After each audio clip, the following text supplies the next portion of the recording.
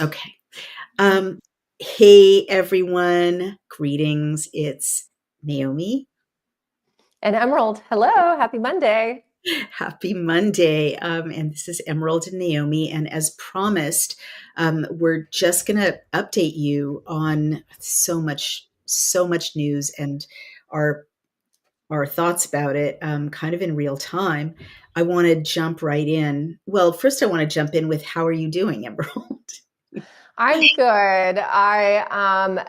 You might have noticed that Naomi and I didn't do an episode last week. I was down a little bit for the count. It is that time of year, but I'm actually doing well now. I've been taking a lot of these supplements we talk about and drinking my native path collagen. And you know what? I feel better than before I got sick. So that's a good sign, right? That is a good sign, absolutely.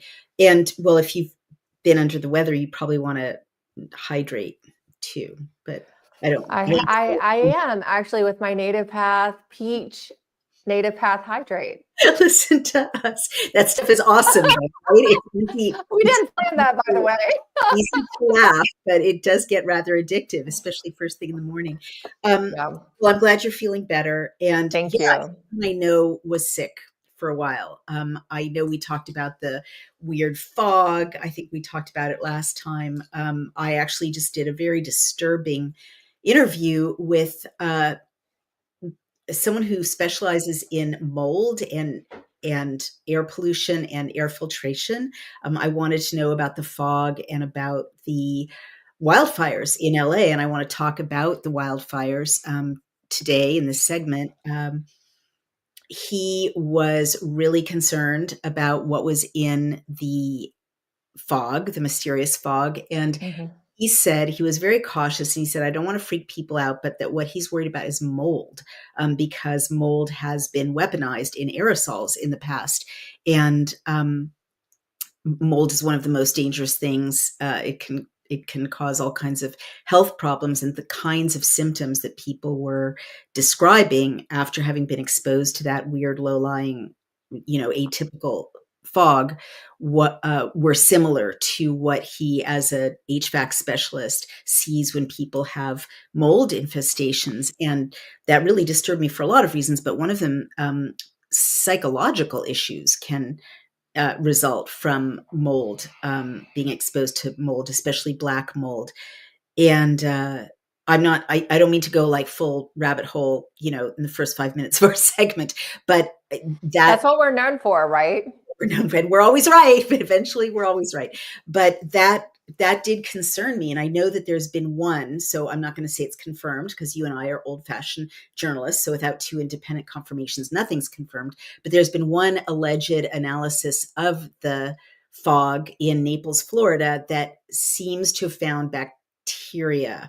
I'm not going Mhm. to go with that till it's independently confirmed, but I definitely felt from his descriptions and then links that he shared confirming that there are many patents for aerosolized mold and bacteria as a bioweapon, that bears further investigation, right? Did you see the daily article piece last week? I believe it was Monday or Tuesday of last week. The daily article, the Daily Mail, the headline essentially posed the question that, are we seeing some kind of weaponized fog essentially, or that people are very concerned about it? And they went back to a 1950s government operation in which they did deploy what would be essentially a weaponized fog over the city to test how the city would respond. Like, what would the city do? Was this the San Francisco deployment? Yes.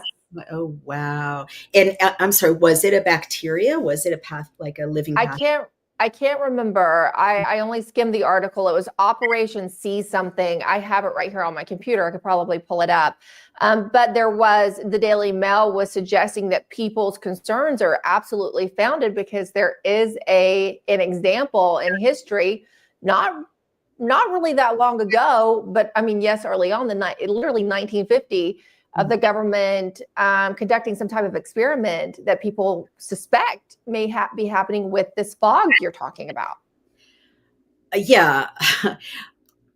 That's really worth paying attention to. And also, everything so interesting, Emerald. Everything that is novel these days, people poo poo, like the legacy media, especially. Oh, well, that's ridiculous. How can you think they might aerosolize a pathogen that's a bacteria? But if you go back far enough in history, you see that none of these things are new. There have been like pathogens, living pathogens, bacteria, viruses have been used in warfare forever. And the examples that I often give are, it is actually confirmed that smallpox disease was put into blankets and distributed in the 18th century to Native Americans by a general representing the United States government.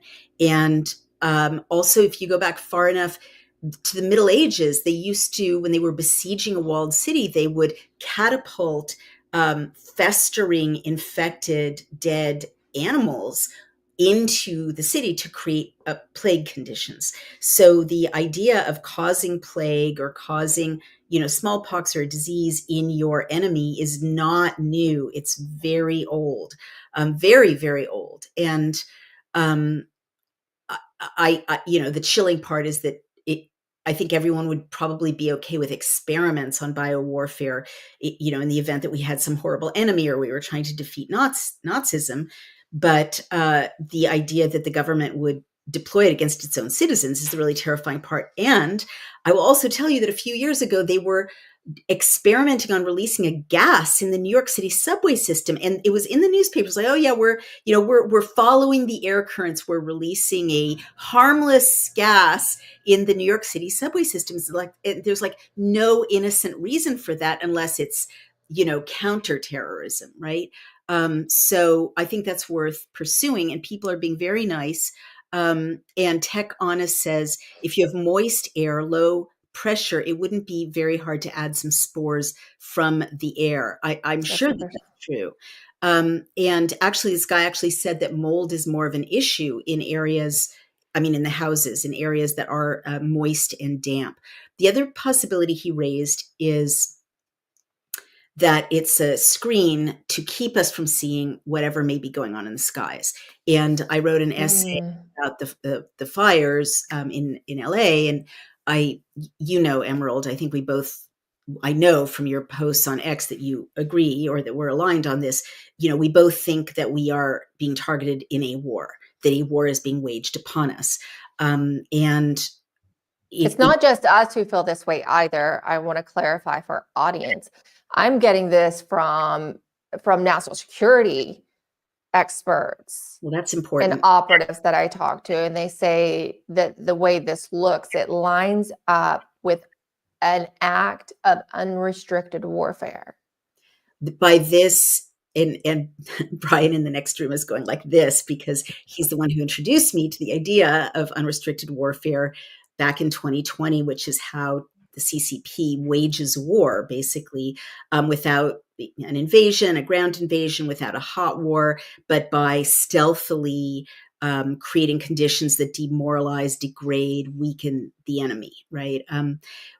Well, where I was going with that, and the fact that it's confirmed from your intelligence sources, is I cited this Chinese quote unquote weather balloon. The Chinese embassy said it was a weather balloon. The legacy media said it was a weather balloon, but I had no idea. The intelligence community said it was a spy balloon. Not only that, I clicked on a link that I hadn't seen, and this spy balloon was communicating with China in its journey across the United States. I believe it was last summer, on a U.S. telecommunications platform. So that means that the FCC or the White House was on board with that espionage, that treason. And why I bring this up is, if a whole spy balloon could traverse the entire continental United States, and people saw it and asked questions about it, right? Who knows what's going on up there at this moment? It could be planes deploying with soldiers. It could be planes that aren't even ours. It could be, right? It could be missiles. You know what I did over the weekend, and I probably shouldn't have done this to myself. Yes, what? I realized that I had never seen Red Dawn. So Oh you talk about silliness no. employee. Oh my God. So as I was overcoming this, flu I had, I watched Red Dawn, and it kind of shook me a little bit because I know some people make fun of it. I actually know John Milius, who directed it, his daughter Amanda, quite well. Mhm. And I thought it was fantastic, but I thought it was also kind of eerily, believable. And I felt like I feel like we're in a better place sort of now, but with everything we're seeing, everything you're just now talking about, Yeah. Naomi, it kind of heightened my concern. Can you Anyway, there's that. recap for people who haven't seen it or people like me who have, but I need a refresher? It's What's been a while. Yeah. And I watched the original version. Okay. I don't know how I feel about the new. They did do a remake of it, I think in like 2013 or something. I don't know the years. I'm not really that big of a movie buff. And my husband makes fun of me. He made fun of me actually that I'd never seen Red Dawn. So that's how we ended up putting it on, because he made a reference. And I was like, yeah, we reference it all the time. I know it's often, talked about, but I actually have never seen it. So we ended up watching it. So I'll tell you how the opening scene starts. okay? Okay. There is a teacher in a high school talking about the Mongolians and how their war tactics and how that they would surround their enemy, how they came in. And as this high school teacher is talking about it, you see through the window over the children's shoulder that there's like guys on parachutes and camo, like No. dropping from the sky in this like, more rural Colorado type town in the Rockies. Oh It's my, Calumet. And then, the star of it's Patrick Swayze. And they're dropping from the sky, and all of a sudden, and of course the teacher doesn't know what's going on. So he walks out there and he's like, who are you? What's happening? And they just shoot him dead with machine guns. And then they start taking over the town, and they find out that the United States, the western part of the United States is under attack and is essentially being captured by a coalition of the Russians and the Cubans. oh my God. And then, he follows these teenagers who turn into a rebel group hiding out in the mountains called the Wolverines that start fighting back against the invasion. But yeah, it's kind of where I thought we would be if the election hadn't went in a certain direction. But it's full speed ahead anyway. I think that's a really good movie to watch now as a refresher for. Because why? Because Americans tend to be in denial because we haven't had a history of attacks on our soil. Except for Pearl Harbor and 9/11 and the War of 1812, we just think it can't happen here, but it can, especially if more, which you should. And Emerald, you're exactly right to raise this issue about what unrestricted warfare is, because then you can recognize it. And Tech Honest says small drones could carry material easily. New Jersey drones, California drones, LOL. And I just saw Emerald, Marjorie Taylor Greene on X said that she was flying into the DC airport, and the pilot announced that they had to take another incoming route because of unauthorized drone activity over the White House. You're kidding. No, That just happened. And look, this is right in happened. time for inauguration. People are starting to fly into DC for inauguration now because I keep getting messages from everybody. Hey, want to meet up? Want to meet up? Everybody's coming into town. Right. And then they had the press conference today, Capitol Police talking about beefing up security. Speaking of, what is a high target, Washington, D.C. is going to be a big target. And I'm sure throughout the week, we'll be talking about more security concerns there. But that is very interesting. Unauthorized drone activity over the White House currently. That's according to Marjorie Taylor Greene. She's a wild and crazy gal, but she doesn't lie in my experience. And she said the pilot made that announcement, which is pretty freaky. Honestly, that's a freaky announcement for a pilot to make. I mean, that sounds kind of sus. I feel like there's so much. Maybe that was genuinely authentic, and he's like, "Oh, there's this unauthorized drone activity. I'll just terrify my entire, passenger load of people on a commercial flight." But there's so much coming at us that is traumatizing, and I don't think that that's an accident. Well, you got to look at there's Western North. Well, we had Lahaina first, Western North Carolina. Yep. Now there's the fires in California. We've just been through the whole drones over New Jersey. Now you have this drone situation there. There's the fog. I mean, it's almost as if every part of the United States, it's say maybe the Midwest at this point has had some kind of weird phenomena, right? Right.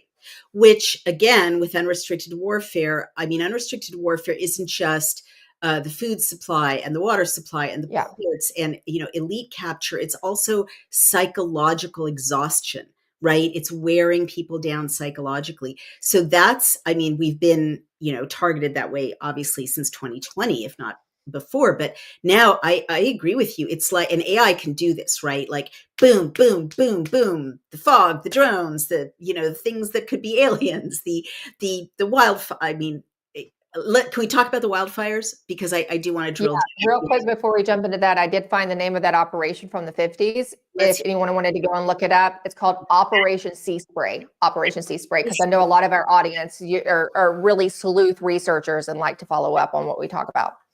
Yes, they really are. And Anthony Markerson says a spiritual storm is coming. Be right in Christ. Honestly, it does seem like that was the message of my pastor yesterday, Anthony.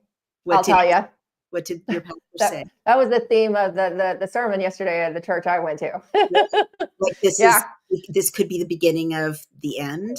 Well, he didn't go so much as to say that. He did reference, through the centuries, people have always thought, it is the end, and we are living in the last day. Because if you're a Christian, since Christ's death, it is the last day. But he was saying, there is a lot happening, and it's more than just natural phenomena. It is obviously spiritual as well in nature. And he talked a lot about the wildfires. Really? On that spiritually. I mean, that's a very sensitive thing to tackle, right? Because you don't want, I mean, I remember in the 80s when people said, oh, AIDS, I mean, Christians, which was so unchristian in my view, were saying AIDS, in the gay community is a punishment for a lifestyle that God doesn't approve of. So I'm wondering how your pastor talked about the fires in LA without sounding like blaming the victim. He did really well with it. He wasn't blaming the victim. He was just noting that there's a lot happening. Mm-hmm. That is true. That was pretty much it. And he does get into. He's also a very politically astute person. He's very good at playing the balancing act. But he's one who really is a study of what's happening around the world. Globally, so which I like, because I'm always tying it all together myself. But he just did it just noting that all these things are happening, right? All this is happening. Okay, so you want me to hit you with some more stuff before we talk about the wildfires? Sure. And I know you're a Christian, and I know a lot of my Christian readers, as I mentioned last time, when I talk about astrology, are not, don't approve of this. So, mea culpa to my Christian followers, but I do want to talk about this.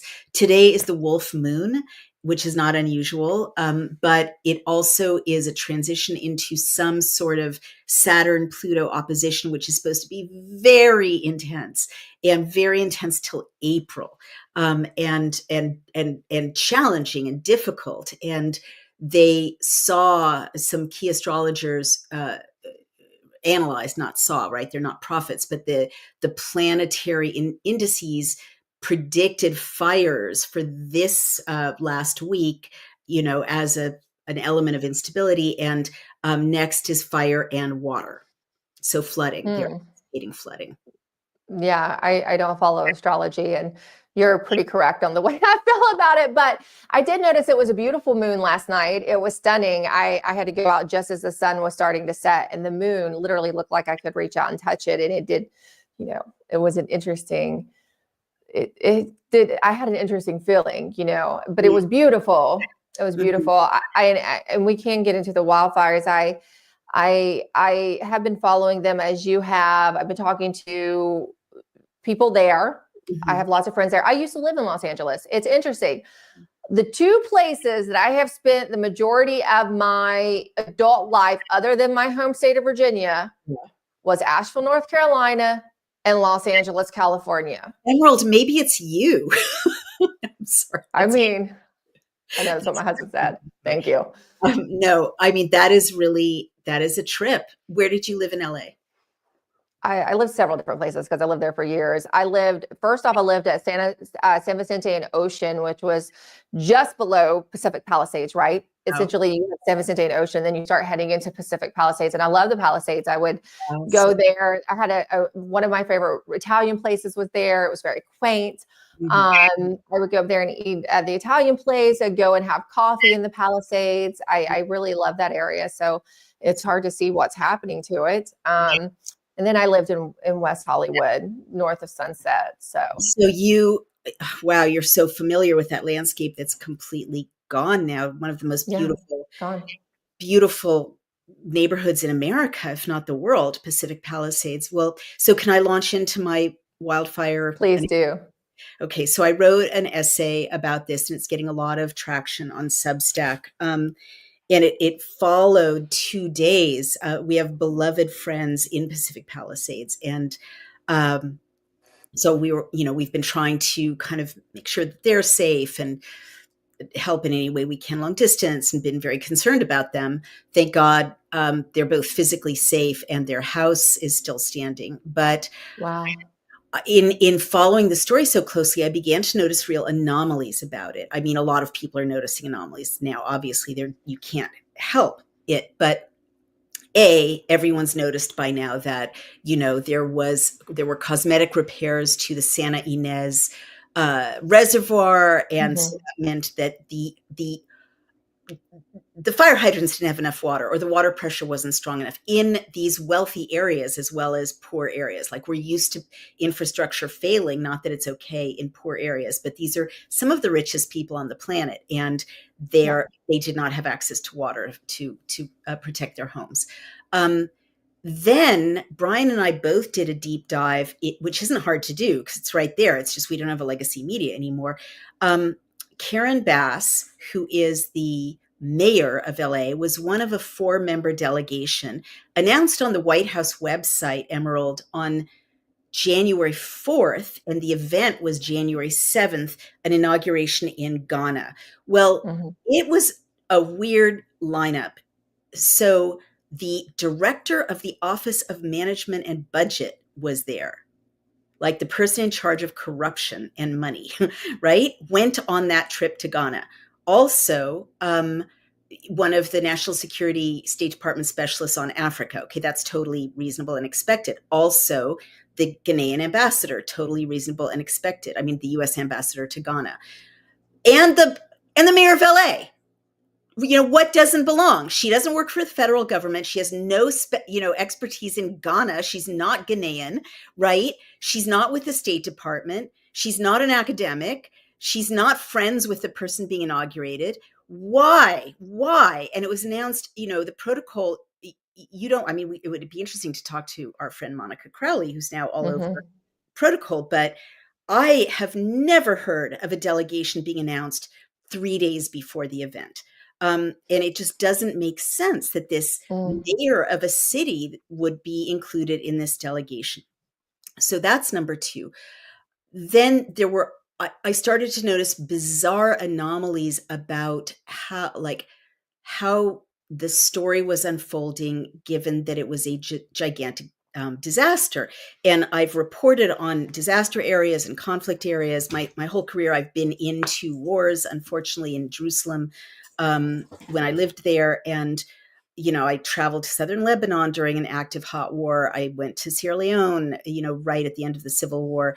I've been around a number of places my whole life. I was 11 blocks from 9/11, during and after 9/11. Well, after 9/11, because I was out of the country, came home. Then we were 11 blocks away for the whole aftershocks of 9/11. I guess where I'm going with this is there's standard things. And also, North Carolina, right? Going back to Katrina in New Orleans, there are standard things that happen in a disaster, Emerald, and these things were not happening. So one of the things I noticed is that, and forgive me, this is a little bit of a rant, people were not panicking. And that's kind of good, but it's also kind of bad. I kept having interviews with people who were, in LA, and they kept looking out the window at the fires coming closer and closer, but they didn't really react. And I kept saying, we can wrap it up. No, they just stayed. And Mm-hmm. my friend was just staying. And people's loved ones were just staying, and everyone outside of the area was going berserk trying to get their friends to be Yeah. out of harm's way. So that was odd, because inevitably, whether you're rich or poor, in every conflict area or disaster or natural disaster I've ever been around, people instinctively flee the danger. That's the number one instinct. You get your friends and your family and yourself out of danger. So people really weren't doing that, to the extent that, and then even, I don't know if you noticed this, but even commentators on national television in the area had a very flat affect. Very, not shock.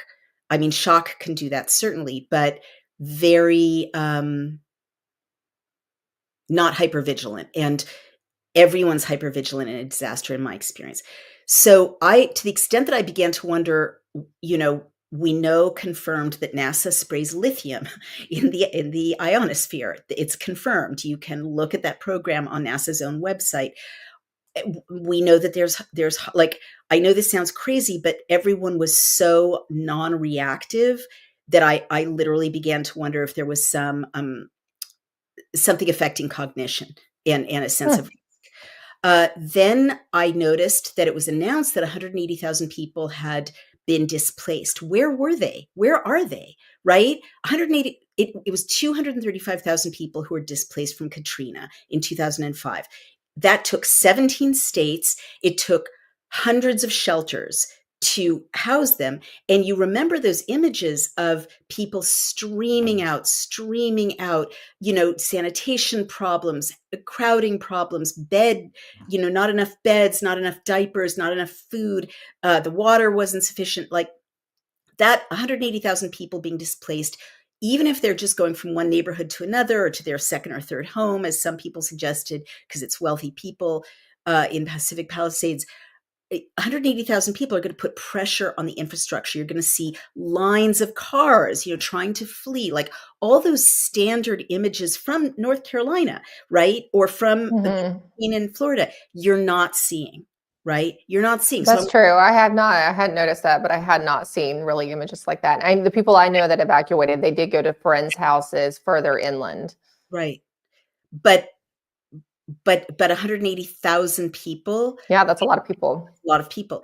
The other anomaly, and this is very sad to even bring up, is, and I could go on, and I won't. I'll just refer people to the essay, but there's so many anomalies. If you're a normal reporter, right now, day 4, day 5, certainly over the weekend, right? Day 4, day 5 of a catastrophe like that, what would you be doing? You'd be covering the regular updates from the mayor's office about deaths, injuries, and missing, right? You'd be checking with the coroner's office about deaths. You'd be checking with hospitals about the injured, right? Burn victims, what are people Mm-hmm. being injured by? And you'd be covering shelters. So I looked at shelters on the municipal site in LA, and there are only 9 shelters for a city of 3.8 million people. 9 shelters. Is there any media reporting from the shelters, which would be, I mean, you're a journalist. I That's haven't seen any. none, right? Are there enough beds? Are there enough diapers? Is there enough medicine? What are people doing if they're diabetic? What do they do for the disabled? Are there enough menstrual care products, right? Is there, there's so many things that go into housing tens of thousands, almost hundreds of thousands of displaced people.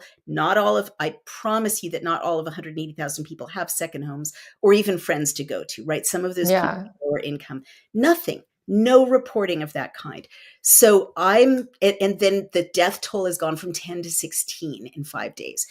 Sure, they're saying there could be more, but here's why I'm worried, because I interviewed a woman named Michelle Melendez, who's an activist out of Lahaina.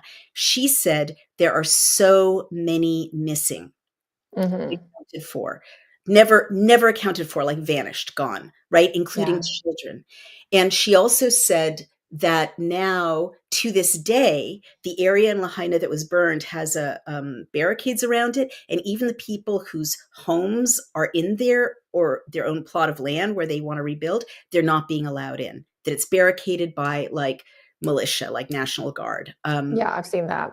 So that's what's happening to my friend and to these people in Pacific Palisades. They can't go So back. that is true, because I saw the post with the National Guard Jeep or whatever vehicle, and this blocking off this one street in Pacific Palisades, and they were saying that they're not being allowed to go back into their neighborhood and check their homes. But I didn't know the source. So you're saying that it's true. It is true. And now there are multiple sources, and there are multiple eyewitnesses showing tons of police, FBI, and also National Guard and Humvee type vehicles all over the city. So what's anomalous? There's so much anomalous about that. That's illegal. It's unconstitutional. You don't have a right to detain people from going back to their own property. The sidewalks belong to the people by law, right? You don't have a right to stop people. We're not in that's the definition of a closed society, right? Is a checkpoint, and that there's a militarized policing instead of civil policing.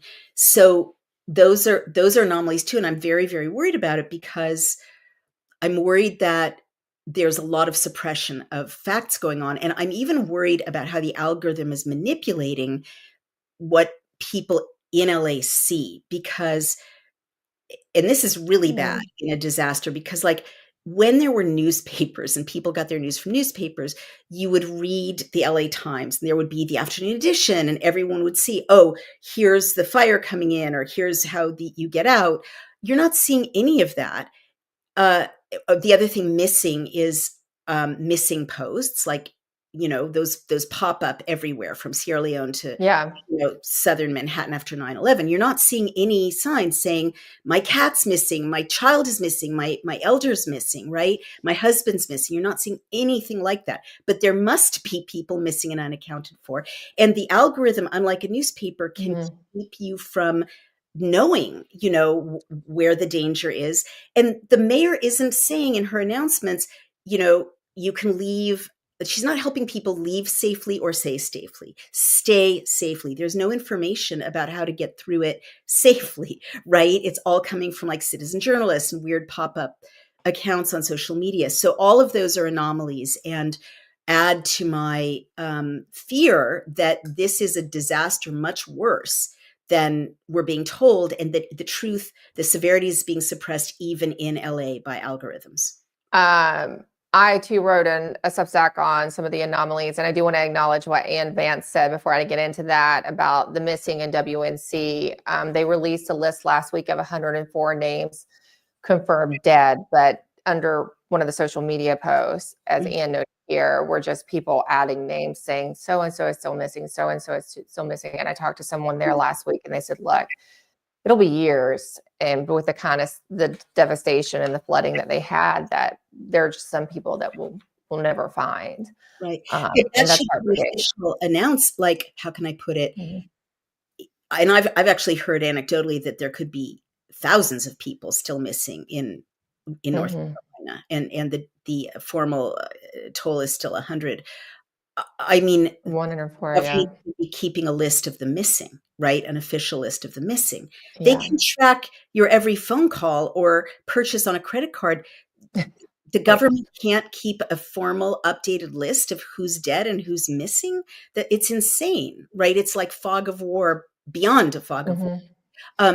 This has to be a shorter episode. Okay, sure.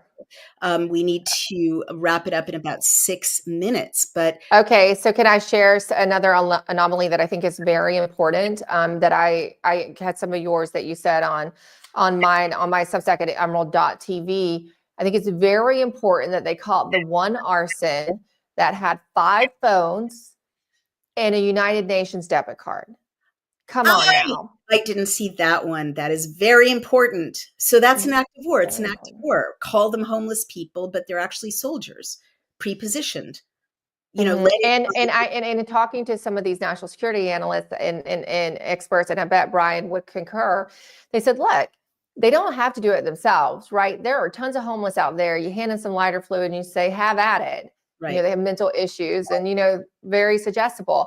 But in my Substack, if you go to emerald.tv, I know I focus a little bit more on some of the arsonist sightings part of this. I do also find just the timing of Mayor Bass being sent out of the country just absolutely incredible. Incredible. And I must note that Everything's too convenient. Too convenient. Scott Morrison, the then Prime Minister of Australia in 2019, when a giant swath of that beautiful country burned, thus opening up protected land to development, he was on vacation in Hawaii. And people were like, and also some other anomalies.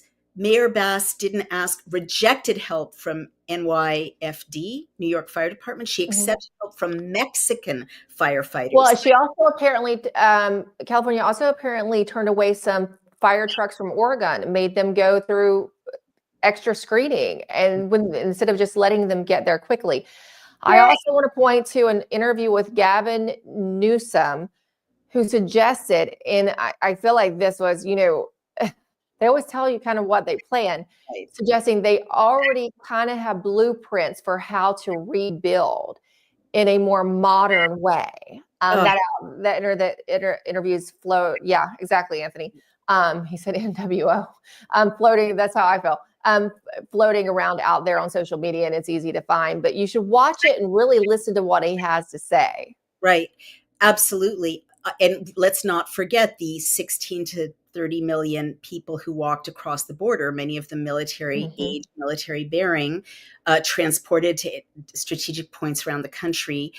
And JJ Carell, the former border agent, Brian's former co-host, points out and testified in Congress, there are hundreds of special interest aliens, meaning terrorists. And he said in the past, they would be interviewed by the FBI and deported immediately. And now they're just being waved off into the interior. So all of this says active war to me, hot war. I know you. It's a question, and, this is not confirmed, but it was my, a mutual friend of mine and Brian's, and who works on my show, Brandon Weichert, who's a, very well-respected geopolitical analyst.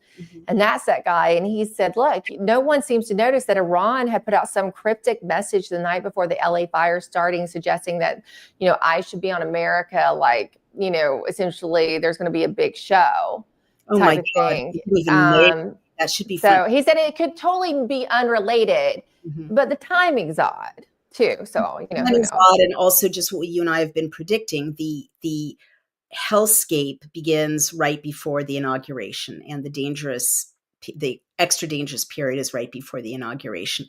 I am so sorry that we have run out of time, because I could talk to you about this for hours. And, unfortunately it's not over, right? The work, I don't think it's over, because after crisis, there's looting and arson and rape, and also just the poison. The looting, the very organized looting. Very organized looting, exactly, by people who were defended by the very, criminals who brought all this about.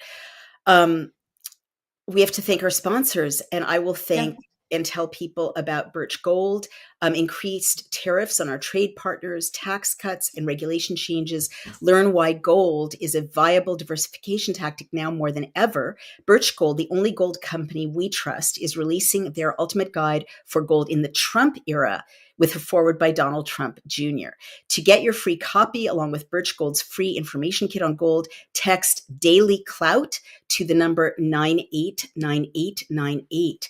The national debt keeps increasing. Our interest payments on the national debt keep increasing. Gold is still our best hedge against a weakened dollar.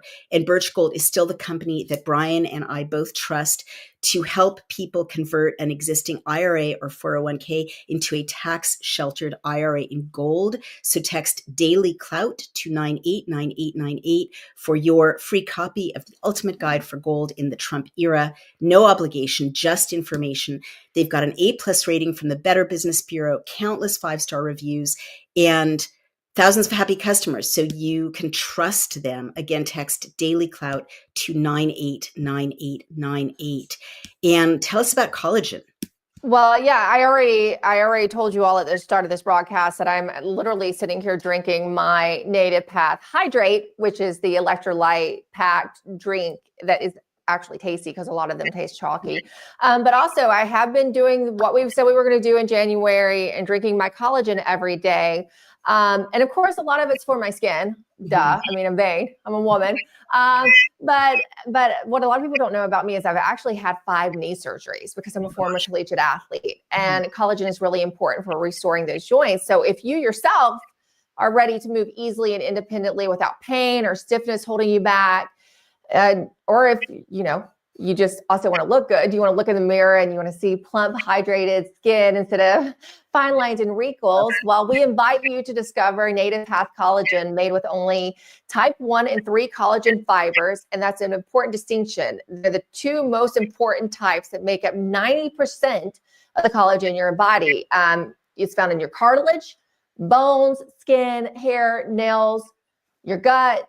Types 1 and 3 provide maximum benefits without the need for unnecessary fillers. Native Path Collagen is a single ingredient formula with no fillers, no additives or artificial sweeteners. Plus, it's third-party tested for heavy metals, ensuring purity and safety.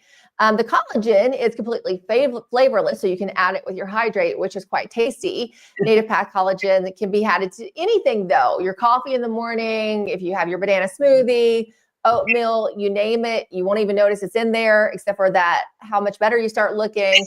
Its peptide formula makes it more bioavailable, meaning it's more easily absorbed and mixes perfectly without clumping. And I totally noticed that as opposed to other collagens I've used in the past. The best part is also that Native Path offers amazing bundle deals. So you can get 3 or 6 packs at the fraction of the price of other brands. And with over 4 million jars sold, 1 million happy customers, and 8,000 5-star reviews, you get a 365-day no-risk guarantee. Native Path is a trusted choice. Plus, they offer an 800 number for any questions about usage, recipes, ingredients, if you're people like me and Naomi who do ask a lot of questions. You do. So you will speak to a real person who can actually help you, which is so nice in this day and age. Join their private Facebook community to share success stories, recipes, support each other on this journey we call life. All you have to do is visit getnativepath.com/dailyclout, getnativepath.com/dailyclout, and start your transformation. And you can join in with us on our 30-day challenge. Right, Naomi? You're so inspiring. You're so good at this. I'm already taking Native Path Collagen. You make me want to take even more Native Path Collagen. But I'm excited to do the challenge with you. And honestly, I mean, we could talk girl talk all day long, but I think I told you that when I was on this train journey and not taking any of these supplements or getting sunshine or fresh food, I looked 10 years older, but I knew that it would be okay when I was back on the path, as Chad Walding, the CEO of Native Path, says. So I'm excited to be doing that, and we'll keep people posted as we do our 30-day challenge. By Optimizers is our last sponsor to thank.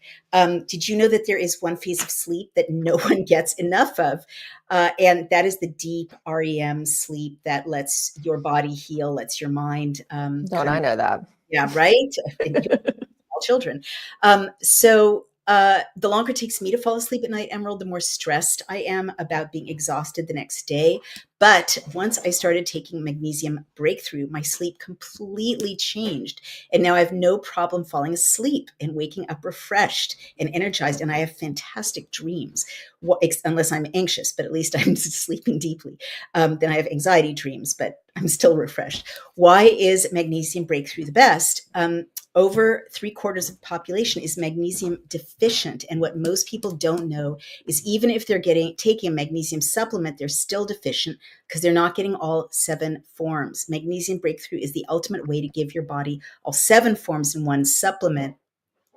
So don't miss out on the most relaxing sleep ever with Magnesium Breakthrough. For an exclusive offer, go to and use promo code DailyClout during checkout to save 10%. And if you subscribe, you'll get discounts and free gifts, and you'll make sure that your monthly supply is guaranteed. So go to buyoptimizers.com/DailyClout now and enter promo code DailyClout to get 10% off any order. That's buyoptimizers.com Daily Clout, promo code Daily Clout. And actually, one of our commentators was saying, what what supplements do you guys take? So we've just shared. Is That's there? them. Yeah, that's them. That is them. Is there anything else that you're trying to these days that makes you feel good? Well, I've definitely been eating more steak. So that's Interesting. like that's not one of our sponsors, but I've now seen so much online, and I'm not naturally a beef person, but I that's also a goal of mine this month. And you know what I've noticed is it does seem to help with my sleep and hormone Really? regulation. Hmm. So And then have, apparently, according to this one gal I follow who I just connected with, and we kind of fangirled over each other. It helps your jawline, so you don't need a facelift because the chewing. no kidding. Yeah. Well, that is I am a Okay. coward and I would rather choose steak than have a facelift. So that's I'm afraid of going under the knife, so me really too. good information. Senator Bluto says, I can't buy your expensive gold, which is a reasonable reaction. But I just Sure. say, I too was worried about that. And I asked the guy from Birch Gold who called us, really nice guy, is there a minimum? And you can actually start with a very small amount in your saving in your IRA account with Birch Gold. So I encourage you to look into that. Darrett Neeland says, a great broadcast which addressed many of people's concerns about the LA fires. Thanks, guys. And this is very important. Anthony Markerson says it's all happening here, meaning the UK. Drip, drip, drip Mm. in the UK, making it harder for farmers to hold their land. A Yeah. 1,000%. You've been hearing about that, right, Emerald? The Hmm. attacks on the population in the UK. Yeah, and just across Europe in general, right? We saw what happened with the farmers in the Netherlands and how they protested and were targeted. So, and I think continue to be targeted. And it's a global push. What happens here really is happening, and I've been covering, and we won't get into it because there's a whole different topic. But the Romanian elections and the cancellation of the Romanian elections, quite in depth, and talking to a lot of people there, and it's the same push against populist leaders that we're seeing in Brazil and what we've seen here. So what we're experiencing, so many of our good brothers and sisters across the globe are experiencing as well. Very true. And for people who are not following the British situation, I just want to let people know that there's been a huge crackdown in Britain and Ireland on Mm-hmm. speech. Like you can literally get Mm-hmm. arrested and imprisoned for a post on social media or for praying outside an abortion clinic, for silent praying outside an abortion clinic. That really happened. And Yep. also cold, right? These monsters use things like cold against the population. So people in Britain elders in Britain are being subjected to cold. Like they just don't have enough heat. Heat is very, very expensive. I follow a cooking video called Butler's Empire in Britain. It's this nice kind of Midlands couple who cook things in their air fryer. Don't ask me why, because I'm a bad cook, right? So that's what I follow. And they're talking about these like literally pennies that you will save that you need to save on not heating your stove because of how dire the situation is for coldness in Britain. And Britain, like it's a like the first world is becoming the third world. That's what I see. Yeah, Like I agree. intentionally cold, chaos, militias, power outages that we haven't even talked about. I do have a question for you, and we do have time now because I was having an infrastructure thing that I fixed by Oh, moving to Brian's studio. But we have a few more minutes. Joseph F. asks, and I don't mean to put you on the spot, Emerald, but it's unfortunate that Trump keeps blaming all this on incompetence. That means no accountability. What's up? I clearly get frustrated when anyone blames it on incompetence, and I have said so through all of the Biden years because everything that happened was not that they were incompetent; it was by design. That was their policy initiatives, whether it was the southern border or even inflation. Really, right? The Inflation Reduction Act had nothing to do with reducing inflation. I have been told to just be patient. It's not just in regards to saying incompetence, but on other fronts, whether it's transition. I just reported that there's some frustration by people who have interviewed with particularly, you probably know this, Naomi, the Maha transition team, that there's not any hirings. They've not really hired up. And I'm being told because they're concerned about the confirmation process and just hold fire. Look, it's not incompetence. I think he's being, prior to inauguration, trying to be diplomatic and unifying. But the question will be after inauguration day, how he proceeds with accountability.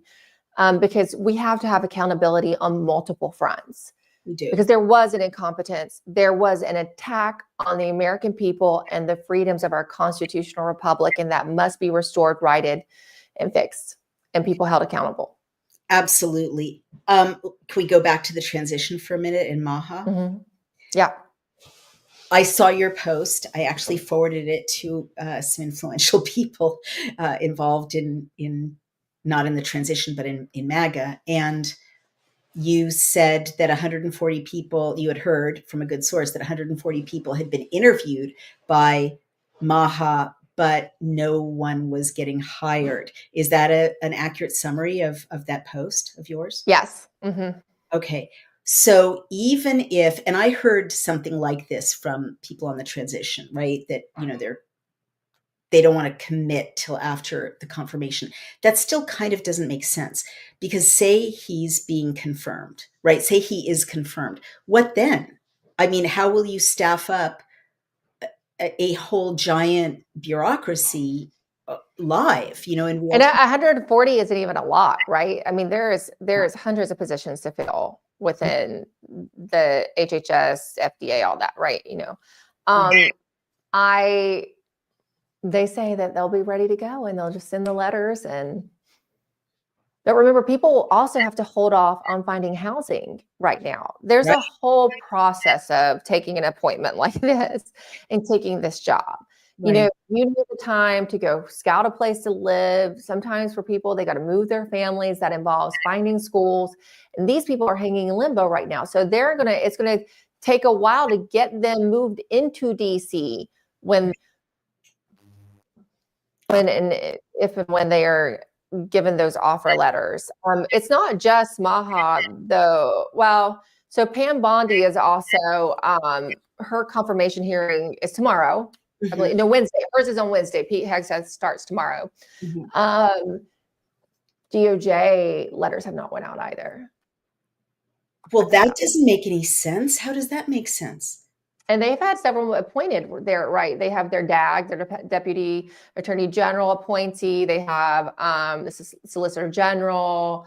They have another key position there. They have Pam Bondi, who there's really no reason not to send them out at DOJ because they feel pretty confident about Bondi. And look, I don't know of any U.S. senator that's really going to probably on the Republican side that's going to kick against Pam Bondi. Lindsey Graham, who is questionable when it comes to a couple others, absolutely sings her praises, and most of them do. So I don't know why. And I asked a couple of people why those haven't went out yet, and were they surprised? They went, yeah. I mean, I don't know. They're sitting and waiting. They're holding tight, waiting to get theirs. I don't understand the mechanics of what you're describing. I mean, it's going to be I can't use the right word without using an obscenity, which I'm trying to avoid, but how will that work? I mean, the day one of a new administration is like being in the middle of 20 oncoming trains every minute of every day. How will they staff up and just handle the press of business if no one, I mean, well, they'll have holdovers. And that was the problem in 2017. Right. They started sabotaging from day one.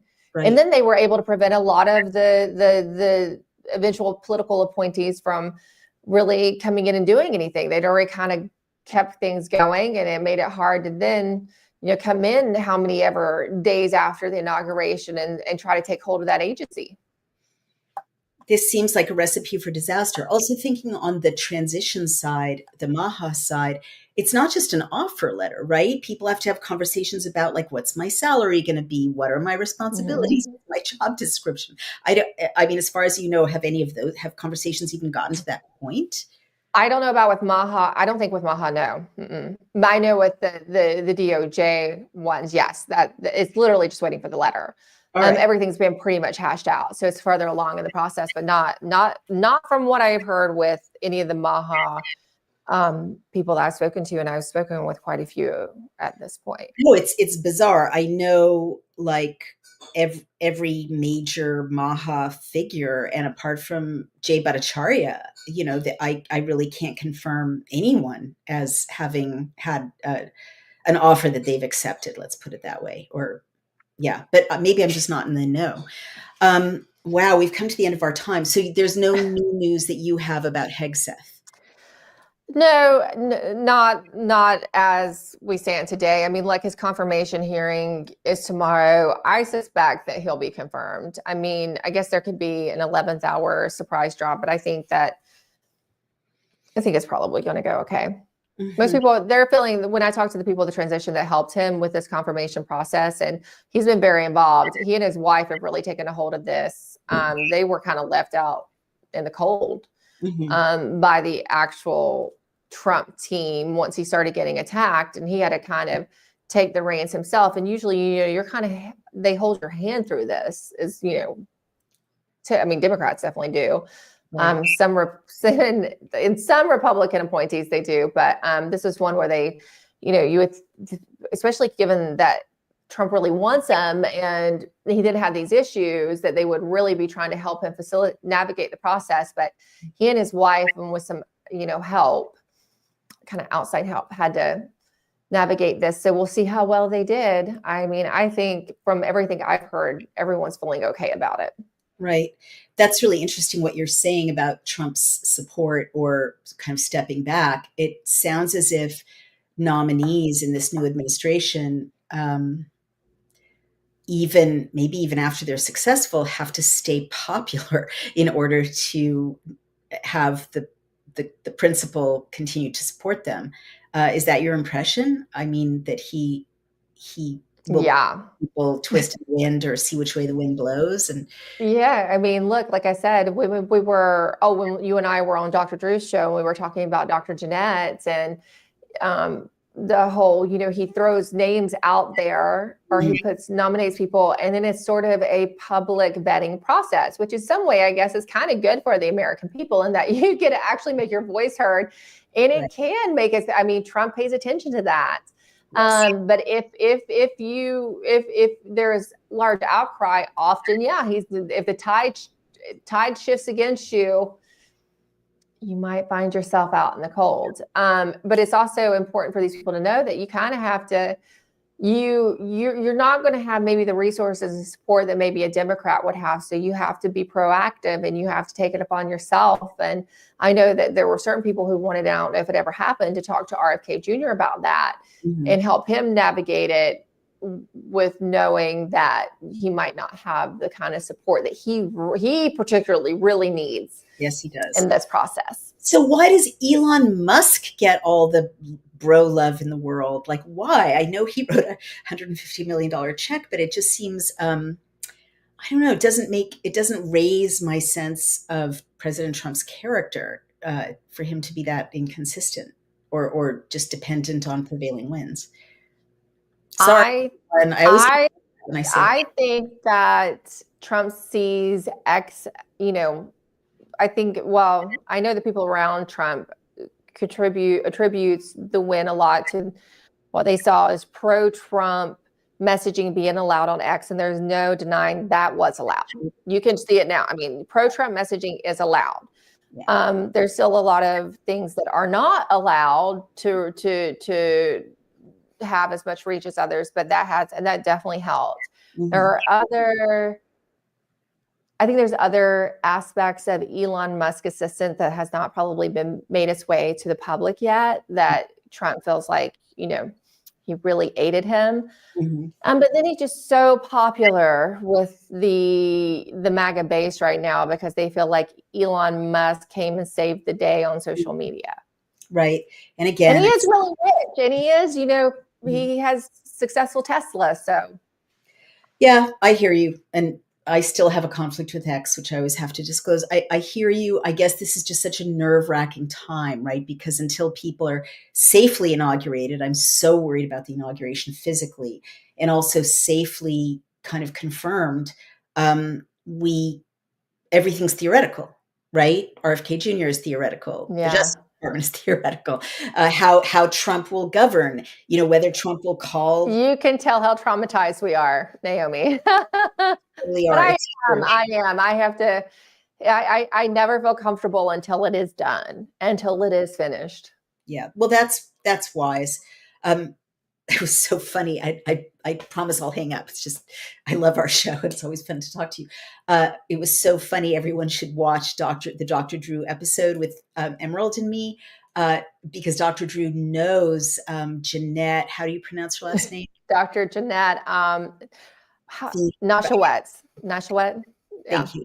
The nominee for Surgeon General, and Emerald and I both did not like her at all. And it was like a scene in middle school, in the cafeteria.